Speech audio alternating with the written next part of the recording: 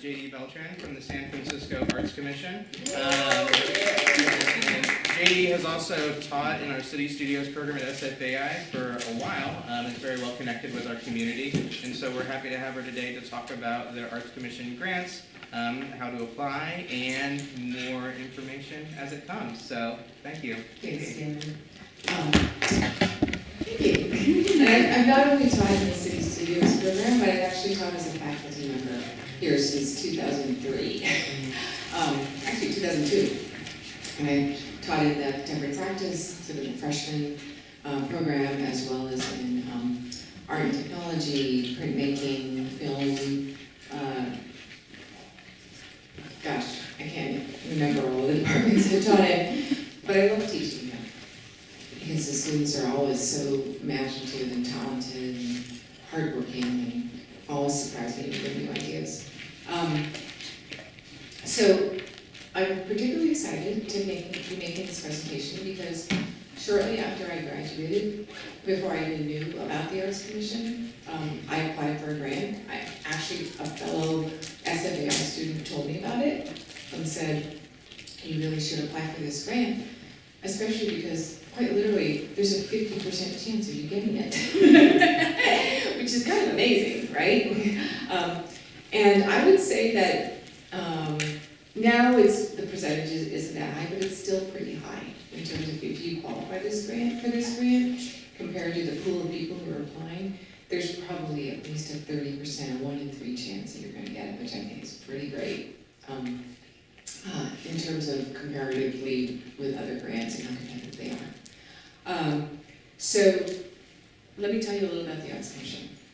The Arts Commission is the public agency that oversees all San Francisco city and county money to support the arts in San Francisco. And what that means is it's not only public art that you see around town, that you see those big statues, you see those old statues in Golden Gate Park, everything you see in the airport, SFO, all that amazing art in the airport is us, which is actually one of my favorite jobs, to commission new work.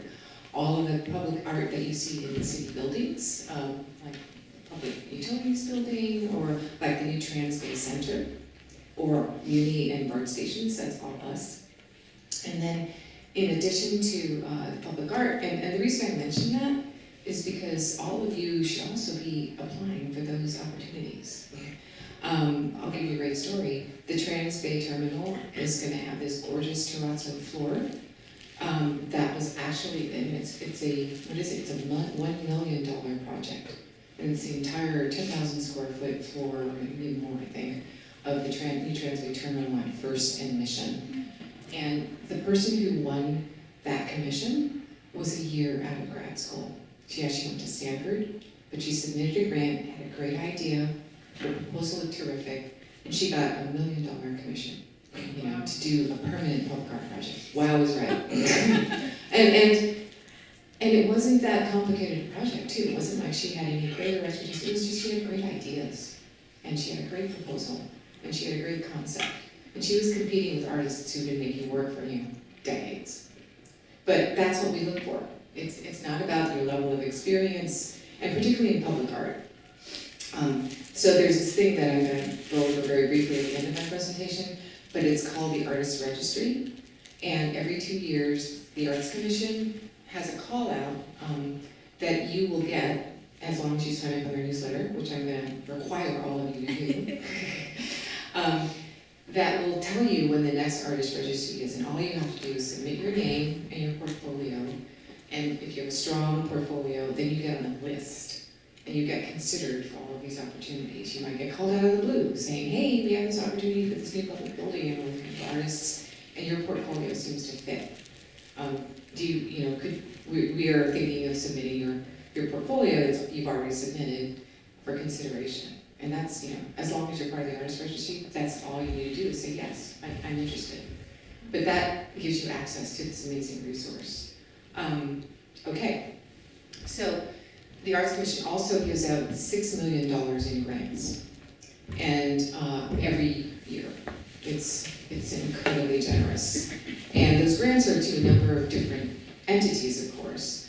I think of those 6 million, maybe 2 million, or no, maybe 1 million or so are for individual artist grants. And then across all of these different fields. And then the other money is usually to arts organizations, to partnerships, to specific, and I'm gonna run down the grants here, I'll run you through the grants that we do give.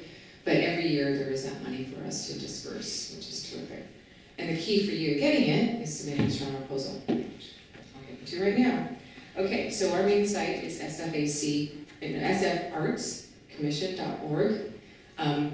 We tried to get that changed, but I think it's been around so long that we couldn't, because it looks like S Farts Commission.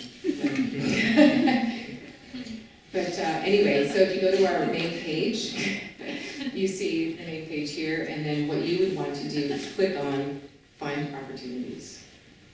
Okay, so funding for the arts, and I have to say, I'm really proud of our website. We actually redid it about 8 months ago, and it's very robust, and has a ton of information, almost everything you can need to know, and FAQs and questions asked is all here.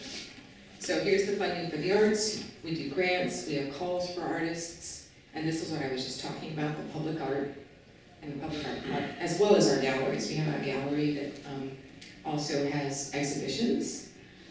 Street artist licensing is a different program if you're selling like handicrafts and jewelry off the street. And then panelists are people who serve on our panels for public art, and then contractors. But the one that you want is really the grants. So you click on the grants, and then here it tells you all of the different kinds of grants as you scroll down. You can see we have a lot of them. The Artist Legacy Grant is actually for artists who are at least 3 decades into their career, and it's for us to recognize a long-standing artist in the community. Artists and Communities in Partnership for Social Justice. These are usually grants that are put forward by arts organizations whose main mission is social justice as well as youth. Arts for Neighborhood Vitality are also usually put forth or applied to by small nonprofits envisioning enlivening a neighborhood. And I will go over that really briefly because you can initiate, if you have a nonprofit partner, let's say a community partner or an arts group, let's say Creativity Explorer. Does everybody know what Creativity Explorer is? Okay, it's a small gallery and resource on Valencia Street, I believe, that actually promotes work that's done by either, I think, physically or mentally challenged individuals. But if you were to propose, let's say, an exhibition where a professional artist wants to work with them to stage an exhibition, you could apply for like a neighborhood vitality grant because it's working with an organization to vitalize the neighborhood around them that has something to do with the arts. Okay. The cultural equity initiatives, those also have to do more with organizations. Creative space, that's also for organizations, arts organizations. Individual Arts Commission, that's the one that you're interested in. And then the last 4 are more for, this is for Native Americans. So if you are Native American, I would suggest you looking at this grant, but it is specifically limited to that background in the art or artist or artist organization. Organization project grants are obviously for nonprofits. Writers Core are really about our writing program, and it's that's working with schools, and that's actually for if you're a writing teacher. And then special projects are those sort of one-offs where every once in a while we'll do a special project. But the one that you, most of you I think are interested in is the Individual Arts Commission. So I'm going to bring this up so you can see a little better. Okay.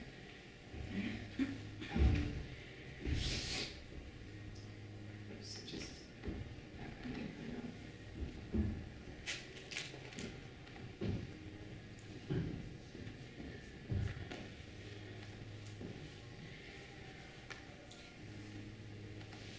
So this is really important, this first paragraph.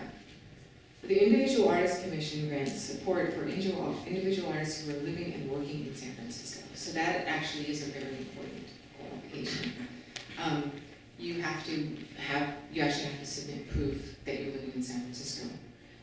So if you have a studio, that normally doesn't qualify unless you are on record as owning that studio and that it's actually a place of business.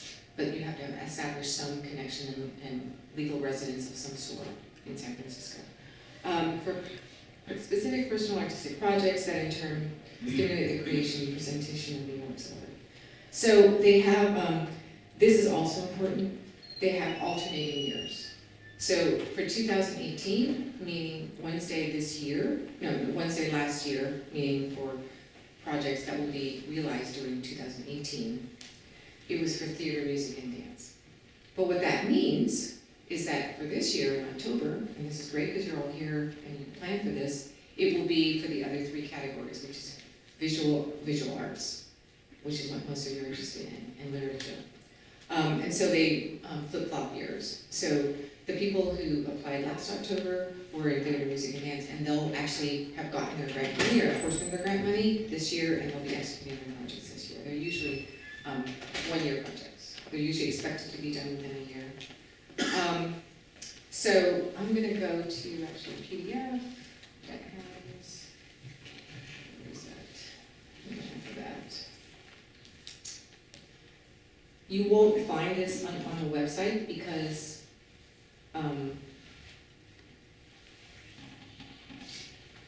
it's not for this year, it's not out yet. They're probably going to put the new guidelines for visual arts up in the next couple of months.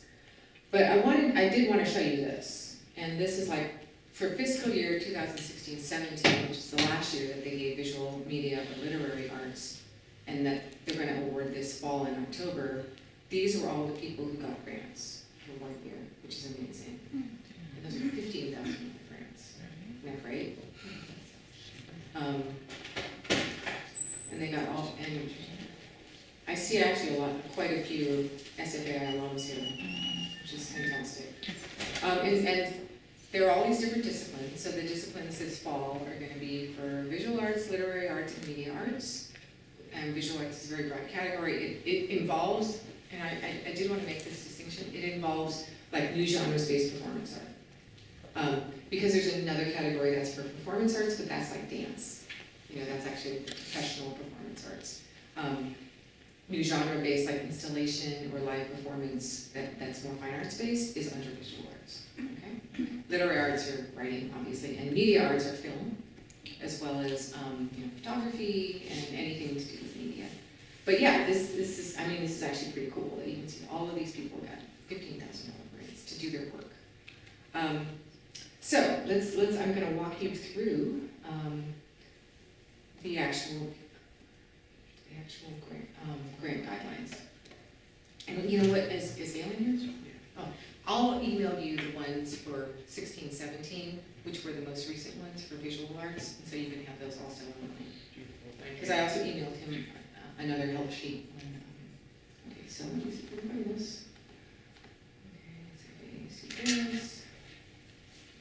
Here, visual arts. Okay. So you will see, this is what is the grant guidelines that you'll see that will walk you through what you need to turn in for an individual artist commission grant. And this was a year and a half ago. So those taking place between July 2017 and June 2018.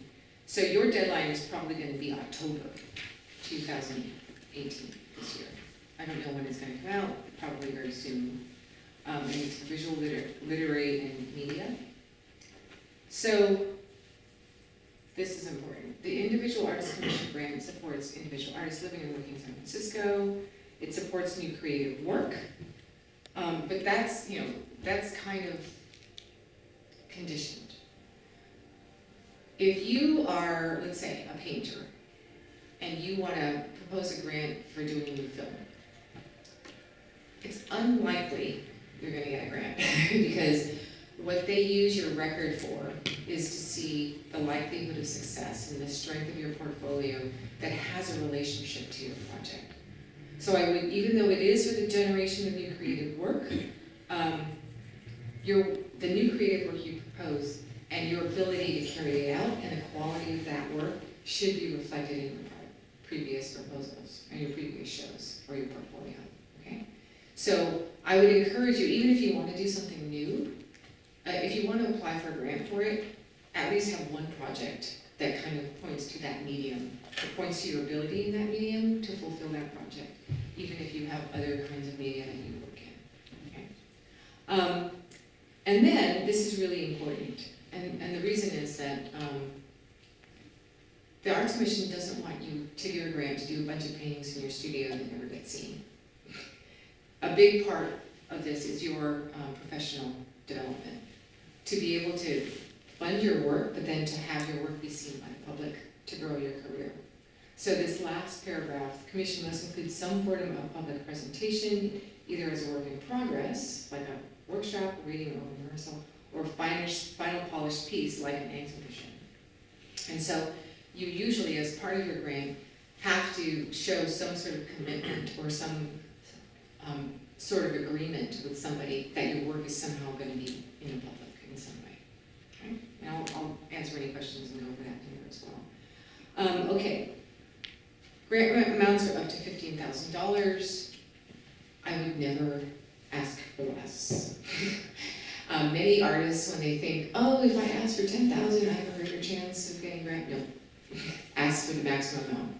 And if you even feel like, well, I don't know, how can I kind of wonder if I can even fit a budget, that would be $15,000. Increase your materials. Increase the number of paints you're going to get. Increase the amount of your studio space that you're going to rent. Increase your artist commission. Increase your fee. But make it be $15,000. Never ask for less than the maximum amount. And that's true for, I think, for any grant. If a grant is available that has a certain maximum amount, try to direct your budget so that it actually fits that maximum amount. Okay. Funds are limited. Grant awards may be 75 to 100%. As you can see from that last list, I gave $15,000 to everybody because we've actually been really well funded by the city for this grant. The year that I got it, the grants were not 15, they were 10. And they decided to give, I think, 8 $10,000 grants and 2 $8,000 grants.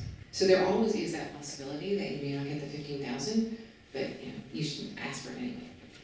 Okay, priority funding for the individual artist commission, that's what INC stands for, goes to artists that foster artistic expression deeply rooted in and reflective of historically underserved communities. So they like either work about, or a big priority is either work about or work made by underrepresented communities. It's not a requirement at all, but it actually adds to the strength of your proposal if that's in there. Okay. Traditional and folk artists are encouraged to apply, and that's essentially maybe not fine art. Maybe you're a quilter or something. But they also consider those and have given grants to traditional and folk artists. The Native American and cultural traditions, again, that's specific to Native Americans, and they can apply to this, but they're better served applying to the specific grants for Native American arts and cultural traditions, because it's a much less competitive pool and much, and they can get a similar amount but not have to be competing with a much larger pool. Important dates, and this is really important for you. I would encourage, if you're going to apply this year, in October, the deadline in October, to first of all immediately sign up for the website, on the website for the newsletter, the Arts Commission website, just giving them an email. The great thing about that is that they'll not only send you reminders, because you're probably going to check off boxes about what you're interested in, they'll not only send you reminders of things like workshops or due dates, but they'll also send you opportunities that come up to all individual artists. So it's like having your own resource for if there's another opportunity, like many times we have like some last minute calls from muralists, and we filter them through the community, and so it's like, and if you look at our newsletter, those are all listed in our newsletter. So there are all kinds of opportunities besides this grant, okay? So this is a typical timeline where they would be giving technical assistance workshops. If you're on the newsletter, you're the first to know. You sign up for them immediately. They fill up fast. What's really great is that you can actually print your proposal in September for the grant that's due end of October, and have an Arts Commission program person look at it and give you tips on how to make it better. So definitely take advantage of that resource. Okay? And then the applications are usually due sometime around early November, end of October. There's a review panel in January and March, and then in April is when we learn who is recommended to receive the grants. They have to have final commission approval, which happens in May, and then the grant period begins in July, and it's for 1 year. So the grant period will be from July 2019 to June 2020, okay, for this fall cycle. Okay, let's see. Eligibility. Artist has to be a continuous legal resident, meaning because the grant does come from SF County money, we are obligated by the legislation behind the grant to give it to San Francisco-based artists. And you do have to prove your residency. You have to be at least 18. You can be enrolled as a full-time student at the time of the application or during the grant period. You have to document a recent 2-year history of creating and presenting original works to the public. So they want it in your portfolio. That can mean paintings that are in an exhibition. Doesn't mean you have to make public art. But it means that you've actually already gotten your work out there in some way, okay? Here's conflicts. You can't be an employee. You can't be in default on any grants from other city departments. So this is just city departments. It's nothing about credit cards or personal or school loans. It's just if you're in default from anything from the city. You have to be willing and able to meet the requirements associated with receiving funds, meaning, and most of that is, you have to register as a vendor because the way that the arts, that the city of San Francisco works is in order to do work for them and be paid by them, you have to be a vendor. It's essentially just a bureaucratic kind of necessity and legal necessity. And then you also have to adhere to their insurance and business tax requirements. Here's where the program person from the Arts Commission can help you. Because normally, when you're doing a project, you have to take out an insurance policy. Insurance companies know about this, and they will take out like a limited, like $1 million policy for you while you're doing this project, and it'll usually cost you, like $120 or something. You should put that into your budget, by the way, insurance costs. That should definitely be a necessary part of your budget. But if you call your, whoever your car insurance is, just say I'm an artist and I need a limited liability policy to do an art project over the course of this 1 year period. And then they can give you a quote. They'll probably ask you, well, is it painting? Is it making a sculpture? What's it doing? And what that does is that just protects the city. I know it's far-fetched, but let's just say you're doing a project for the city and you're installing it, or you're even exhibiting it, and a member of the public comes in, falls over the artwork, has a brain injury, something like that. And the city itself is just protecting it through this insurance policy from things like that happening, because it is a public art grant and it is intended for the art to be seen in the public. All kinds of things can happen, and they just want to protect themselves against that. Okay, this is for the Native American community. This is a grant, and this is how you need to show your eligibility for that. Okay. Then these are restrictions. You can't simultaneously receive funds from multiple Arts Commission funding sources. So what that means is, let's say some nonprofit and you entered into an agreement to do this neighborhood vitality grant and you got it. While you're doing that grant, you can't apply for an individual Arts Commission grant. You can't have two at the same time. Okay? And you can't submit for more than one application for the grant category. So let's say you have an individual Arts Commission, but you have 2 great ideas. You can't submit 2 grants, 2 different proposals for the same category. Doesn't mean you can't submit one for this category and one for another category, but you just can't submit in the same category. And you can't receive funding for 2 consecutive grant cycles. So let's say Jennifer Wolford, who's the top scorer for that, for 16-17, got funding for that year. She can't apply for the same year, because that's a consecutive grant cycle. So she has to let other people in, basically limit $15,000. So we're trying to just spread it around, okay? Any previously awarded grants have to be completed and closed out. So let's say you won a grant, and there's all these requirements in terms of turning in your budget, showing that you spent the money the way you need to spend it. having all the requirements met, and filtering that out with the staff for that prior grant. If you haven't done that, you can't apply for another grant. You basically have to complete your contract for any prior grants with the Arts Commission before you can apply for a new one. Okay. Grant funds may not pay for developing studio work without a public presentation, so you can't just make paintings in your studio and not show them, essentially, or make films and not have them somehow publicly exhibited.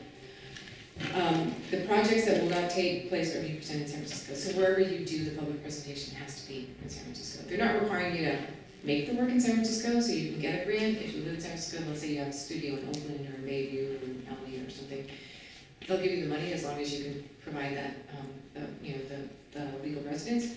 But in order to present the project, it has to be in San Francisco.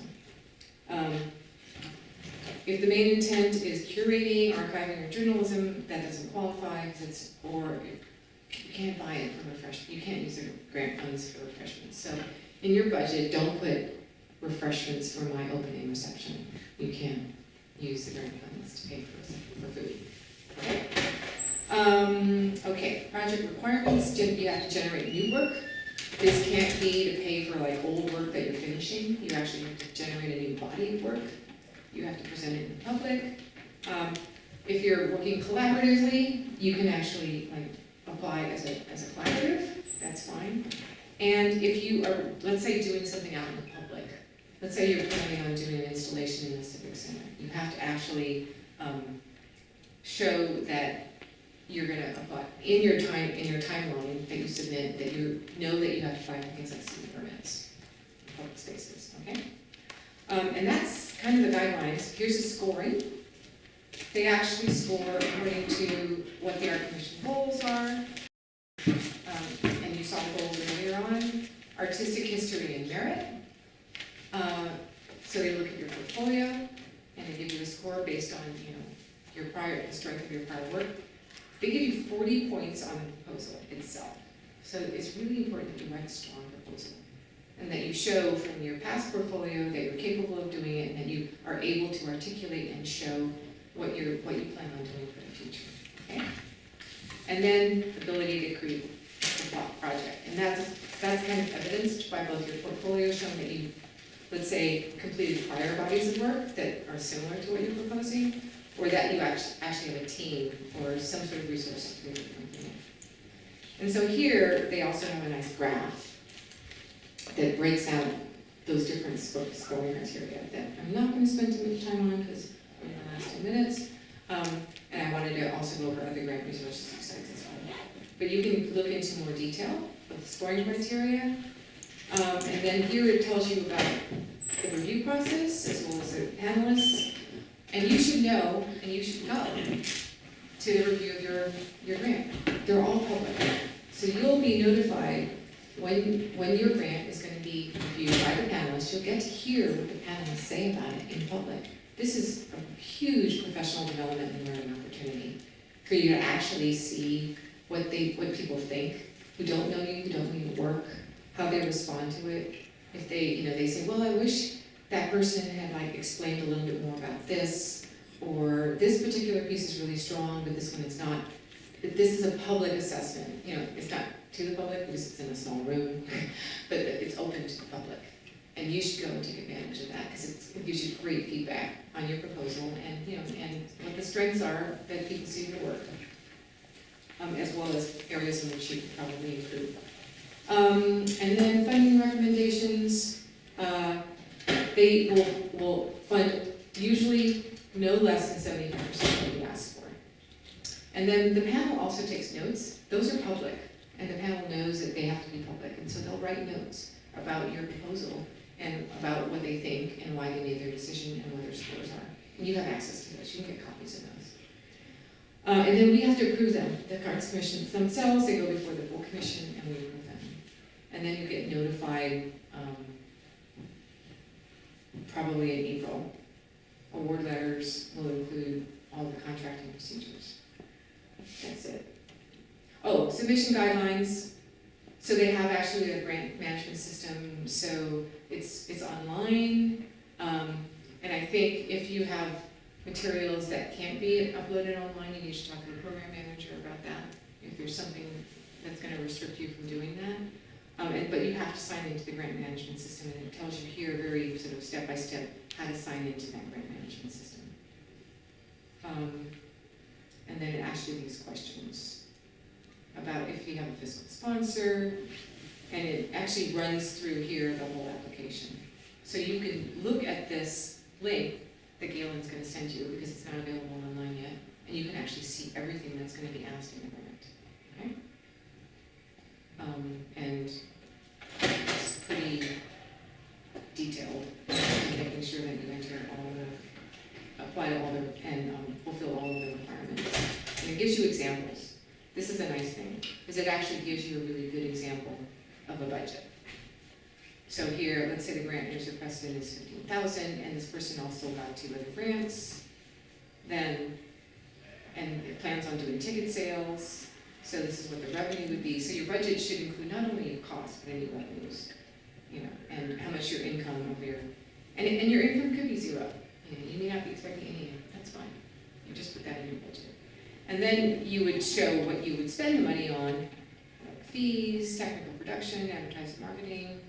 These are all here because they're possible categories that you may have in your grant. You may not use any of these, but at least they're here in terms of, you know, production costs, materials, if you're gonna have subcontractors. And so you have your income, which probably for most of you is gonna be 0. And then you have your expenses, which hopefully add up to 15,000. So your net would be 0, okay? And then they tell you what allowable expenses are in all of these categories. So go over these carefully, because you don't want to put in an expense that they're not going to allow, because then that's going to mess up your budget. Okay, so I'm not going to go over this in detail, because it's all here.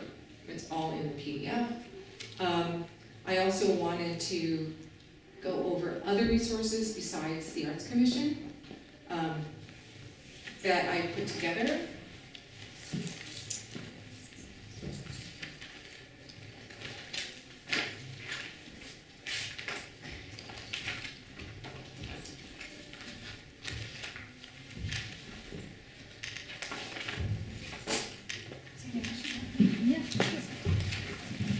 So Galen's going to have this on the website, but I also made paper copies for those of you who are here. But these top 3 resources are really outstanding in terms of applying for grants and in all media. And I sort of give you the URLs, plus I give you the listing of what a short description of what those different grant sites are. And then for the Bay Area, there's a number of grants that are also offered that are specifically local.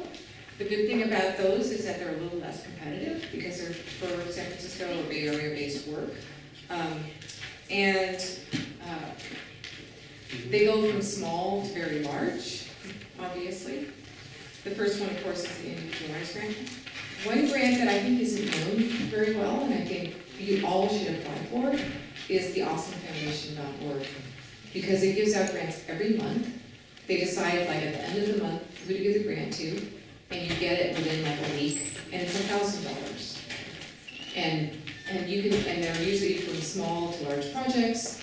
The Awesome Foundation has chapters all over the world.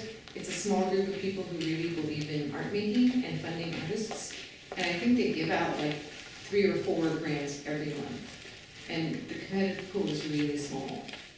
So I also, I would also highly recommend going to awesomefoundation.org, you know, and proposing, it can even be an extension of your current body of work. That grant has very few restrictions, and it funds all kinds of things. And it's $1,000. Okay. That's all I have to say. It's great talking to you today, and I am welcome to questions. Yeah. So, if you lived in San Francisco, say from like 2012 to 2015, but because of one reason or another you had to move to East Bay, does that still, can we still apply for? Unfortunately, no.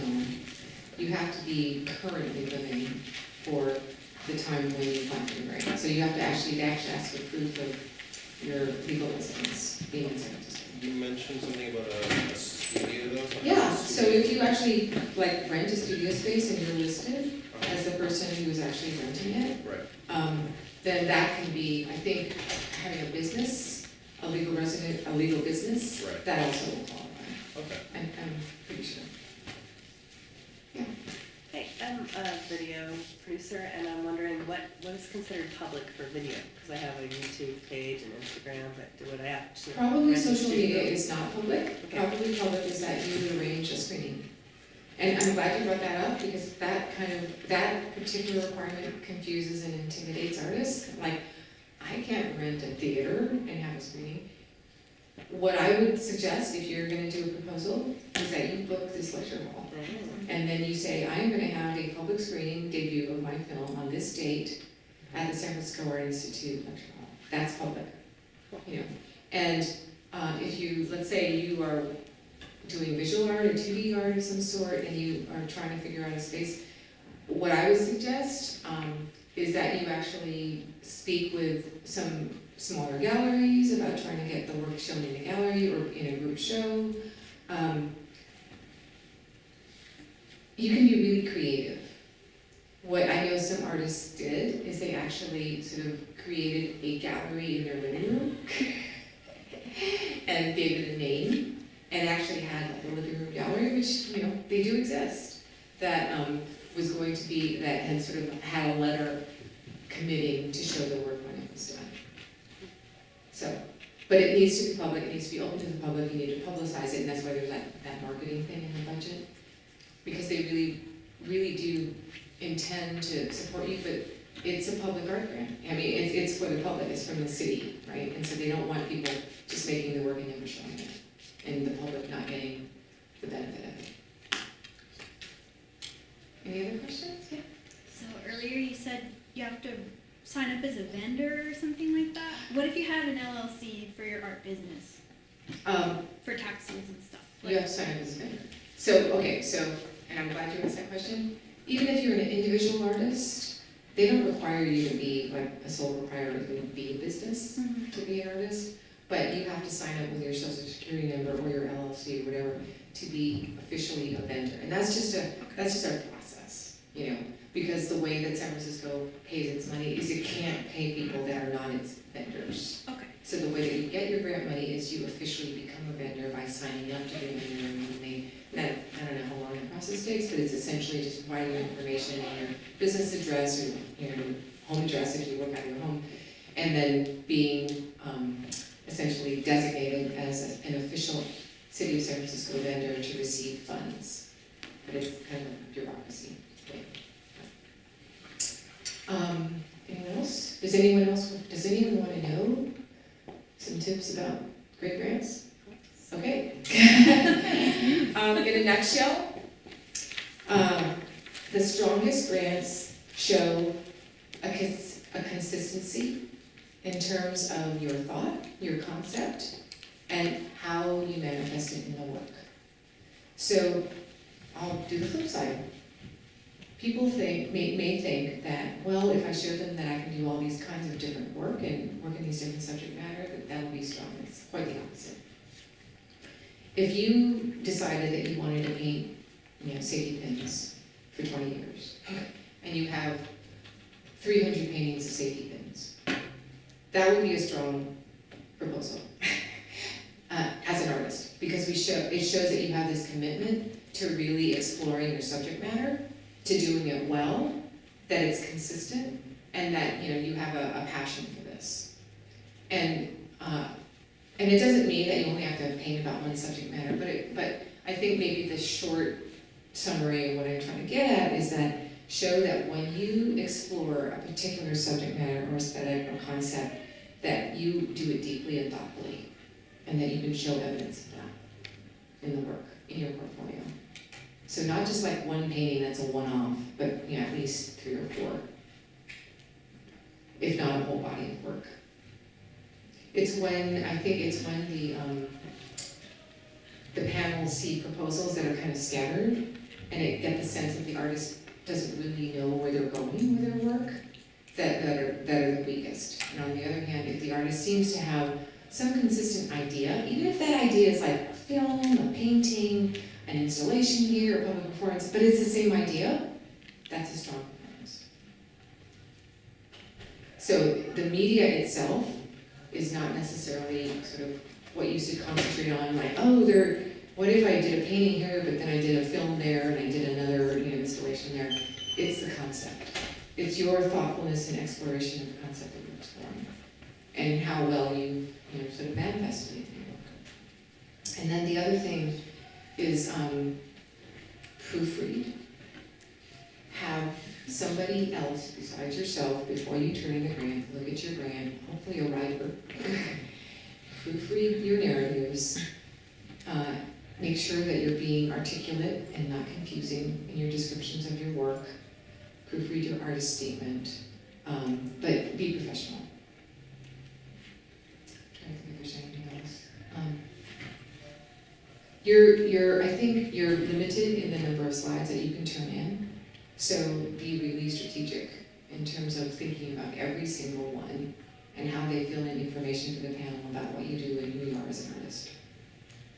Each particular image that you or film or media that you turn in as part of the grant, you only have like a limited number, so they should all tell a story about you as an artist. Okay? Well, thank you, everyone. Thanks for having me.